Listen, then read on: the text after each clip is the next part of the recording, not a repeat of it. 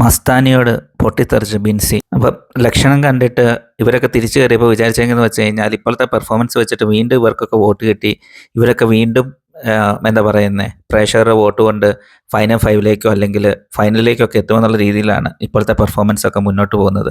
അപ്പോൾ അമ്മാതിരി ഒരു പെർഫോമൻസ് ആണ് ഇന്ന് ബിൻസിയുടെ സൈഡിൽ നിന്ന് മസ്താനിക്കെതിരെ ഉണ്ടായത്. അപ്പോൾ ഓൾറെഡി എയറിലായിരുന്ന മസ്താനി എനിക്ക് തോന്നുന്നത് ഇന്നത്തെ ബിൻസിയുടെ ഒരു പ്രകടനത്തോടു കൂടി കുറച്ചൊക്കെ താഴോട്ട് വരികയും ബിൻസി തന്നെ മുകളിൽ എയറിലേക്ക് കയറാനുള്ള എല്ലാ സാധ്യതയും ഞാനിവിടെ കാണുന്നുണ്ട്.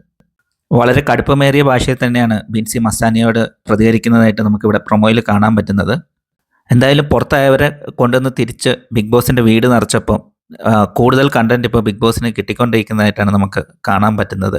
എന്തായാലും ഇനി തിരിച്ചു കയറുന്നവരോട് ബിഗ് ബോസ് എന്തായാലും പറയണം, ഇത് ജസ്റ്റ് നിങ്ങളെല്ലാം വിസിറ്റിന് കൊണ്ടുവന്നതാണ്, ഇനി നിങ്ങൾക്ക് ഇവിടെ വോട്ടിന് വേണ്ടി ഒരു സാധ്യതയില്ല എന്ന് കൂടി പറയേണ്ടി വരുമെന്നാണ് കണ്ടിട്ട് തോന്നുന്നത്. എന്തായാലും നമുക്ക് കാത്തിരുന്ന് കാണാം.